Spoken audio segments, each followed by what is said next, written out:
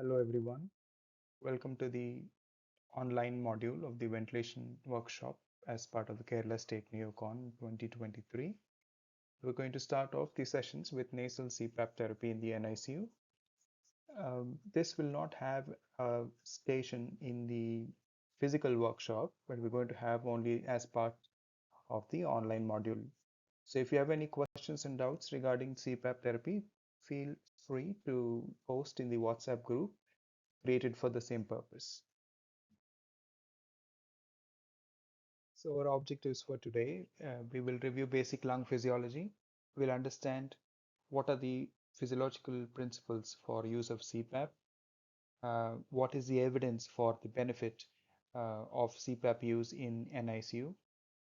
We'll find out what are the different types of devices and their interfaces, how to nurse a baby with CPAP, when do we use CPAP in the NICU, what is the monitoring complications we can expect, and how do we wean from CPAP.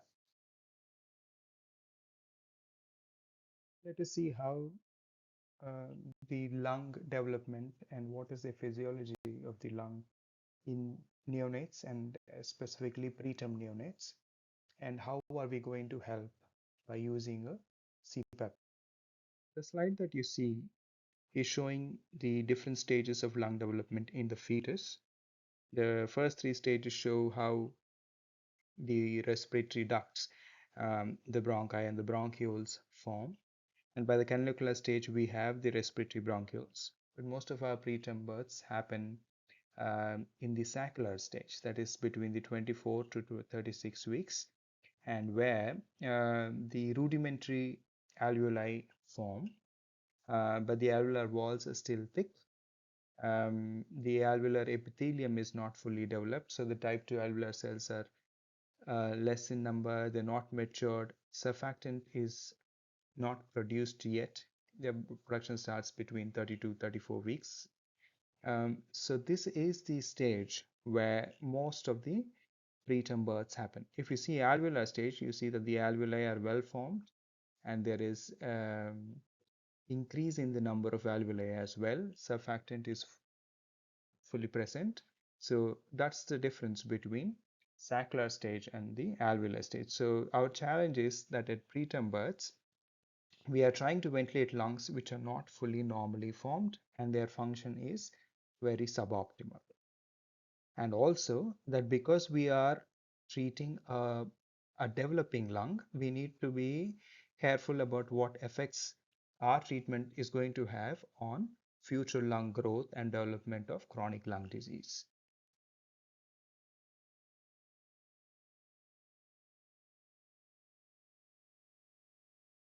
Okay, now let's hark back to physiology, and this is a graph showing lung volumes. And our specific interest is in something called functional residual capacity.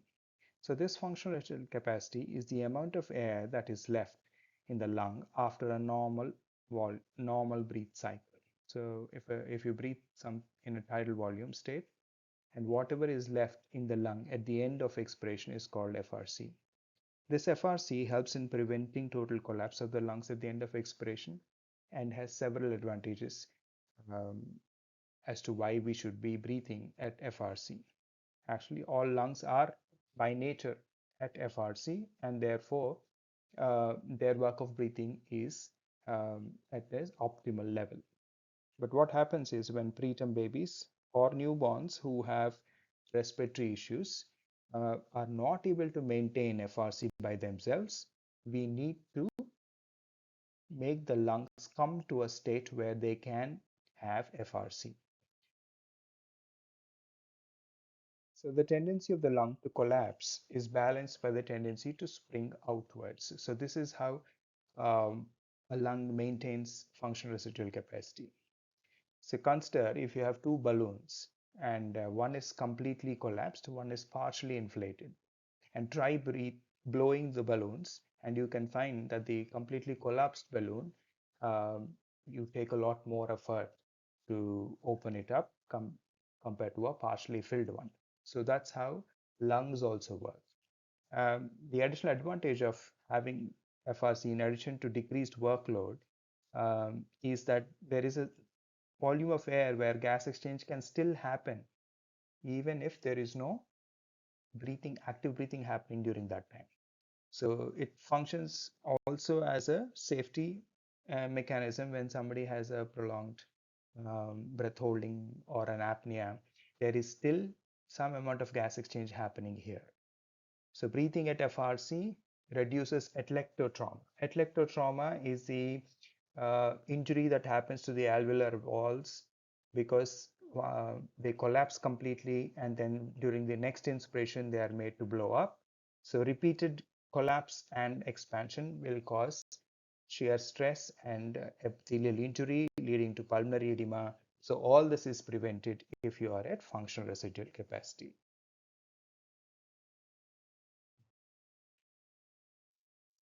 So, and the concept also is the pressure volume loop. We know that the this is the lungs PV loop, and I think all of you are aware of this.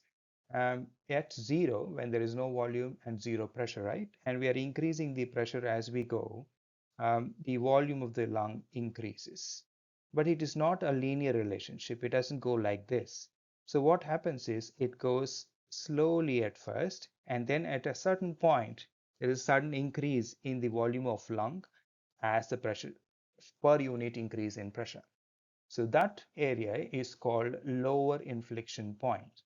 So this lower inflection point is of particular interest to us because when we are mechanically ventilating or giving CPAP to babies, we need to make sure that what we are trying to make sure is that we are not ventilating in this zone of atelectasis. So if we give PEEP of 2 or you're not ventilating with PEEP, every time there will be collapse of the lung at the end of expiration and then they inflate. So that will cause atelectotrauma. So we need to have PEEP so that we are above this lower inflection point. Coming to what are the causes of respiratory distress in neonates, the most important and most common in preterm infants is the surfactant deficiency. So pulmonary surfactant is, is produced by the type 2 epithelial cells. It reduces the alveolar surface tension. So thereby it facilitates alveolar expansion. Gas exchange happens because the alveolus is open. Uh, Therefore reduces atelectasis. When you have decrease in surfactant or surfactant is inactivated due to any reason or the quality is poor, so you can have alveolar collapse. When collapse happens, the baby tries to expand stiff lungs by increasing negative intrathoracic pressure that will cause retractions. Atelectotrauma will cause epithelial injury and pulmonary edema. So basically, lungs are not at FRC in RDS. So other causes of distress in neonates include transient tachypnea, which have inadequate fluid removal from the lungs that causes poor gas exchange. Meconium aspiration has multiple physiologies, including atelectasis, hyperinflation because of valve effect, inflammation because of pneumonitis, and there is also secondary surfactant deficiency because surfactant is inactivated. Pulmonary hypertension happens when pulmonary blood vessels do not dilate and therefore there is hypoxemia. Other issues that can result in distress including air leaks, pneumonias, congenital heart disease, congenital lung anomalies themselves can all cause distress in neonates. So now let's come to the definition of CPAP. So CPAP is a form of ventilation in which constant level of pressure uh, greater than the atmospheric pressure is continuously applied throughout the respiratory cycle to the upper respiratory tract of a spontaneously breathing person. So the most important parts of this is it's a constant level of pressure. It doesn't vary whether it's inspiration or expiration. It's given through both inspiration and expiration, and the patient should be spontaneously breathing. So this is called CPAP.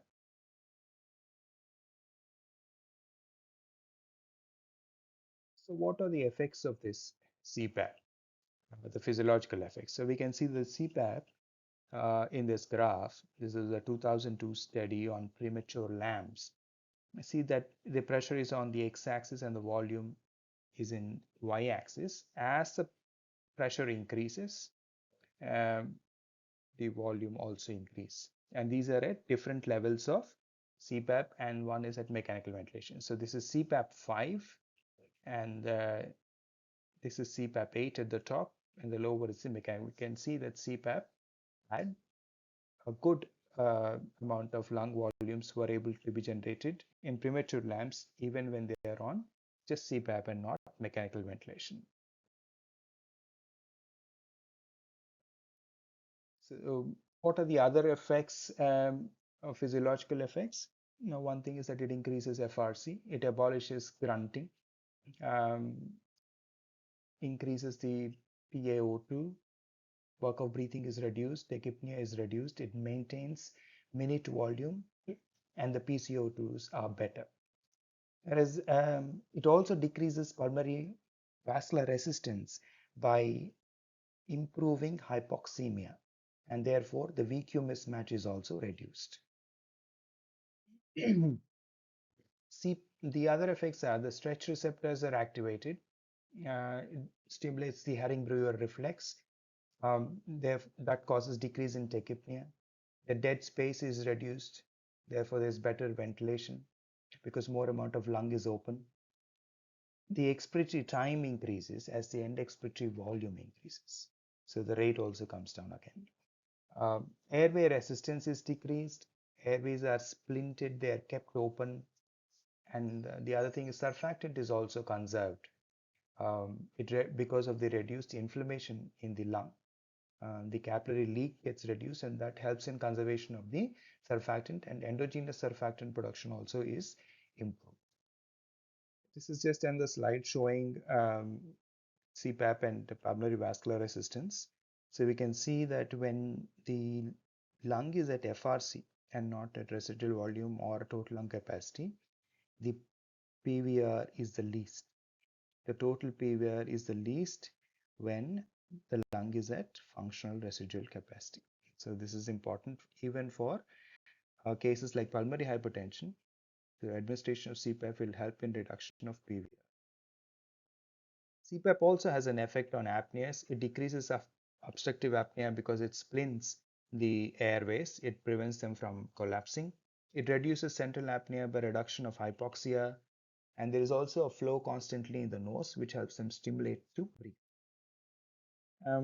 As we had already seen, so there are several animal studies which showed that preterm lambs, had when they're treated with CPAP, develop less inflammation versus those who were given mechanical ventilation. So it all reduces all traumas, atelectotrauma, volutrauma, barotrauma are all less with CPAP.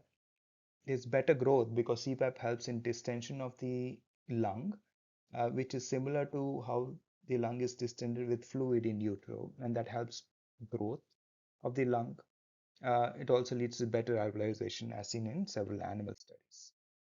So this is a baboon study where they saw that the A is preterm lung at birth, and this is the term control. The C is the lung which was preterm lung which was treated with CPAP at birth, and this was the tissue that was taken at 4 weeks of life. It shows good alveolization, rest formation, which is comparable at least to a certain degree with B. D is the tissue that is taken from a preterm baboon which was treated with mechanical ventilation. And again, this is at 4 weeks. You can see that there's less septation, less alveoli development compared to the CPAP lung.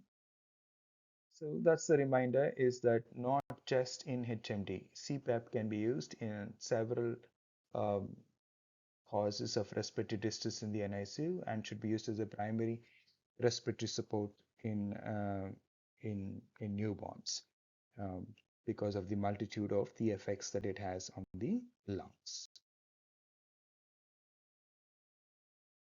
Let us just quickly review the evidence about the benefit of CPAP use in the NICU. So in the 90s and early 2000, there were several small RCTs which showed benefit for use of primary CPAP as opposed to intubation for all extreme preterm babies at birth. So, and there were a lot of other RCTs which followed, large RCTs, which established that primary CPAP at birth is beneficial uh, vis-a-vis ventilation and surfactant administration. The first of those studies is the COIN trial, which was published in 2008. The large RCT of 16 infants, and they were all extreme preterm infants for 25, 28 weeks. They were randomized to receive either intubation or CPAP at around 5 minutes after birth. So it showed that around 45% of these very tiny babies in the CPAP group did not need intubation. And there was no difference in BPD or death at 36 weeks, and they had slightly better oxygen needs at 28 days in the CPAP group. The only negative effect from here was there was a higher pneumothorax rate in the CPAP group, which is probably related to the higher threshold that they had for surfactant administration. They gave surfactant at a higher FiO2 than we do currently, and they also used higher PEEP levels. The support study group, this came out in 2010, and this was again a big study. Again, very small infants, 24 to 27 weeks. But here in the CPAP group versus the intubation and surfactant group, the CPAP group, almost 80% of them required surfactant. So there was no difference in BPD rates. They were the same, but the only thing was the CPAP group needed less postnatal steroids. The QPAP study group, this was the, again came out in 2010. This is again 208 infants between 25 to 28 weeks. Ensure was compared with CPAP and rescue surfactant. Almost 50% of the CPAP group did not require surfactant, and there was no difference in BPD at 36 weeks.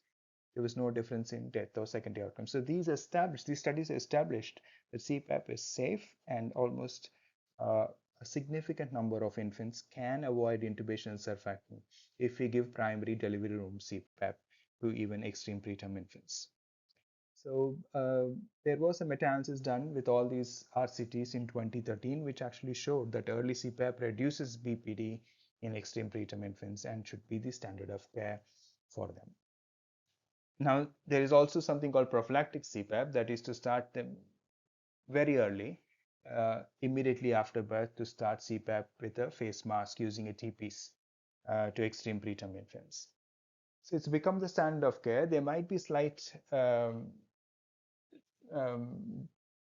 slight benefit in reduction of BPD in less than 32 weeks with this approach compared to supportive treatment and later CPAP.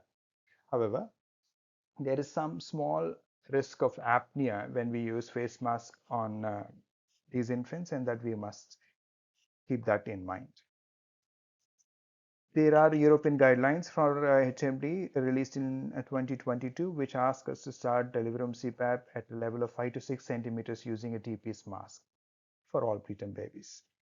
The other thing that is coming out new is that NIPPV is probably slightly better than CPAP at preventing treatment failure, that is intubation, and BPD. So this is something that we might hear more in the next few years. Now let us see what devices and interfaces we have with us to use CPAP in the NICU.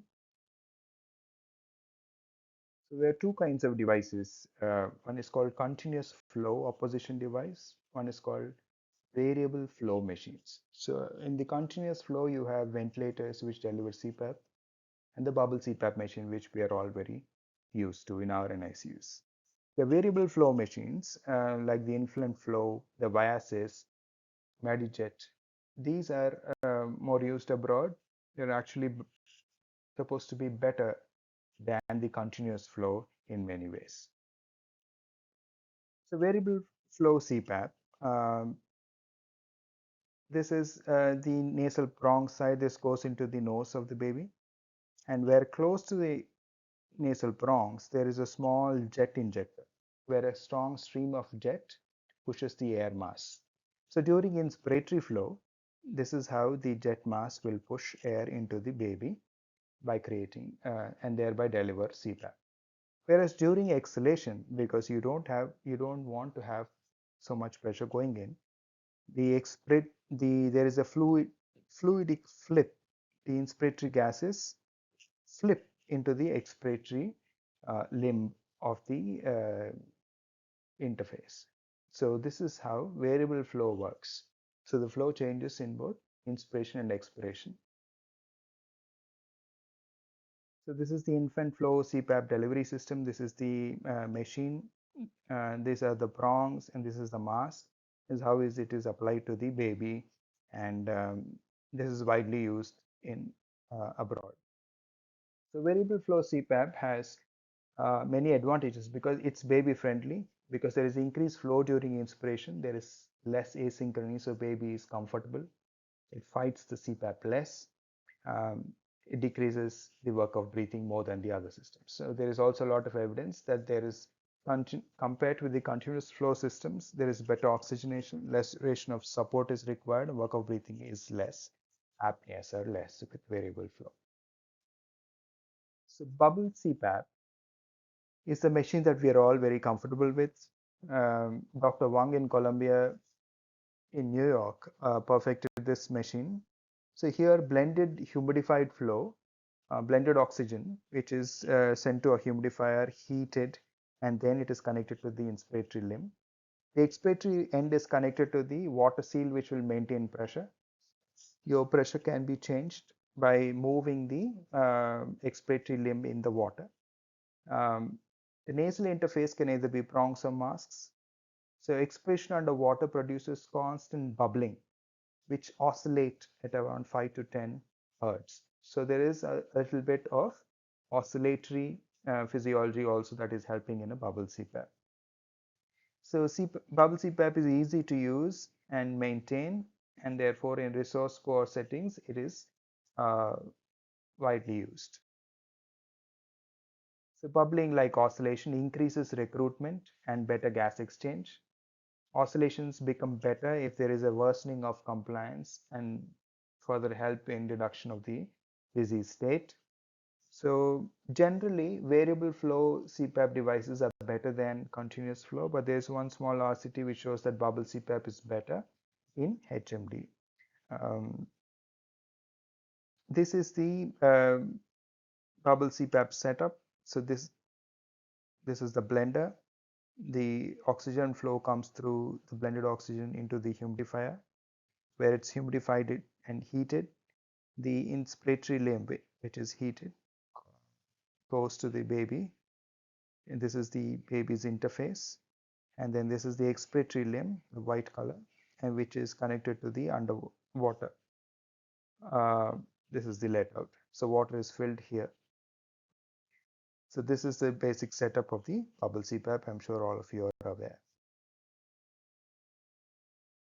So historically, people have used several interfaces like endotracheal tubes, face masks, head boxes, nasopharyngeal tubes, single nasal prongs, while for delivery of CPAP. Some centers still do single nasal prongs, but most common use is with binasal prongs and nasal masks. So binasal prongs are standard of care. They have shown to improve clinical outcomes better than the others. However, nasal septal trauma is a concern in them. Nasal mask is an alternative. Nasal bridge can be injured with a nasal mask. So if and also one more problem with this is that the wrong size can occlude nerves. So both nasal prongs and nasal masks can be used, and actually in our unit we use them simultaneously. That means we cycle prongs and masks every few hours so that the pressure site is different, and so while the septum is having some pressure when the use of mask, in the use of prongs, the bridge is allowed to heal, and the vice versa happens when we use a mask.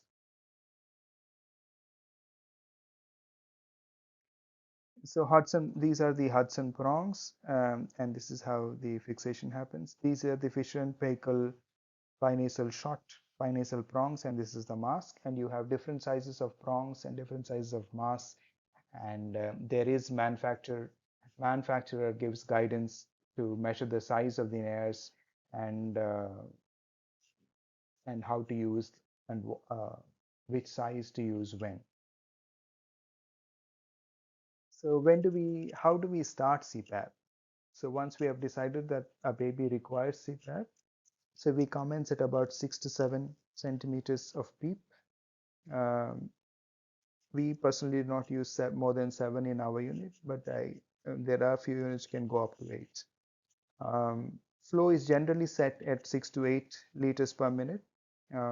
Check with again the manufacturer's guidelines. You can set flow as low as possible to achieve the required pressure. FiO2 has to be titrated to the oxidation target levels. Compulsorily use a blender. The gases have to be humidified and warmed. And the other important thing is we have to position the inspiratory limb above expiratory limb, and we should use the lowest port in the incubator so that if there's any condensation happening, it will drain away from the baby. What do we monitor when we are on CPAP? Obviously, we look for whether our treatment is working or not. So we need to make sure that the respiratory distress, FiO2 requirements, CO2 trends, metabolic acidosis, X-ray picture, and hemodynamic status, whether these are all improving or worsening. We should also check whether there's skin integrity and position changes should happen every few hours. Recheck the CPAP, that it is bubbling or not if there is no improvement. Same time, so recheck if your interface is appropriate and it is having a good seal. Any water that condenses in the tubings can increase the pressure delivery to the baby, so that needs to be drained. Consider using a chin strap if you have a very poor seal where you're not able to deliver enough CPAP, but be mindful that it can increase pressures to dangerous levels sometimes. So CPAP failure, when does that happen? When do we call it CPAP failure? Is FiO2 requirement is more than 30% in extreme or very preterm babies, and more than 40 in slightly bigger preterms, despite the maximal CPAP according to the unit policy. If there are increased apneic episodes, work of breathing continues to increase, which is reflected as the baby getting tired, or increase in metabolic acidosis and lactate levels.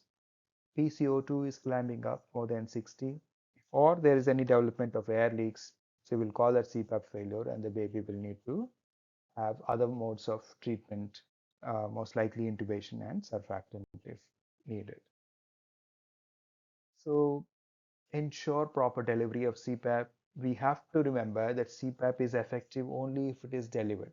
So it is not enough if we start CPAP and give the order and go. We must be at the bedside, make sure that the bubbling is happening and the baby is getting what we have ordered. Weaning from CPAP, how do we start weaning? Once we know that the baby is clinically improving, that means the respiratory distress is better, your FiO2 requirements are less than 25%, your CO2s are normal, apneas are not there, bradycardias are better, so that time you can start weaning from CPAP. But first we should wean the FiO2 before we start decreasing the CPAP pressure. So wean incrementally by about 1 centimeter from whatever level of CPAP you are to about 4 to 5. Once you are around 4, or if on bigger babies around 5, you can directly take off the CPAP if the baby is on 21% oxygen. Follow-up of weaning is essential, so babies can become distressed again and they can go back to CPAP, and we need to watch them carefully. So early weaning, which does not follow protocol, might result in increased distress and thereby actually even necessitating intubations for that baby. So weaning has to be in a protocolized manner. So when you take off CPAP, many units just take baby from the minimal CPAP when the baby is on 21% to room air. But there is something called cycling of CPAP where CPAP is given for a few hours and then not given for a few hours. And then the off time is increased gradually and the baby is finally off CPAP. So few units practice this. There is not much evidence to say that it is needs to be done. So what complications can you see with CPAP? You can see that there are pulmonary air leaks, especially when we are using high levels of PEEP. May increase the chance of pneumothorax and or when there is a severe HMD, um, and that can also lead to development of pneumothorax on CPAP. CPAP can cause pain, and especially that's an issue in bigger term babies or largely preterm babies because the flow is through the nose and mouth and they have a tight cap and interface all uh, tied around them. They will not like it very much. So pain treatment might be required in those babies. Because there's a lot of flow that is going into the mouth, the abdomen also can get distended and that can cause feeding intolerance, which is called CPAP belly. So frequent aspiration of air is important. We can use the slightly lower flows to decrease the abdominal distension with CPAP. Hyperinflation of lungs can happen when we do not start weaning CPAP when the baby has become better. So this can lead to lower venous return, fall in blood pressures that can cause increased lactate and metabolic acidosis. So, and the baby can start to look sick again. So we need to also be mindful of when the baby is better and when we should start weaning CPAP. The other important problem with CPAP is the pressure injury on the skin. So skin protection on CPAP is very important, and we did a study in our unit, and we've seen that if we have an deodam, that's the hydrocolloid dressing on the areas where CPAP interfaces come in contact with the skin, um, we apply it for all babies who are on CPAP. The cap should be straight and it should be pulled over to the eyebrows and over the ears. The nasal tubings, the interface tubings should be supported and they should not be too tight. Watch for early changes in the skin. So they're every 3 to 4 hours when we need to take off the deodorant and check how skin is. We do some gentle massage of the skin between the interface changes. Most important, the prongs and the mask are cycled every 3 to 4 hours so that the pressure points change. And while we are fixing, ensure that there is not too tight. And the fit of mask and prongs also should be ensured properly. We also use a CPAP checklist for all babies so that we know that all these preventive measures for skin injury are followed and a checklist is done for each baby who is on CPAP. So I hope that it gave you a gist of CPAP therapy in the NICU. Very happy to take questions and doubts in the WhatsApp group. Thank you all.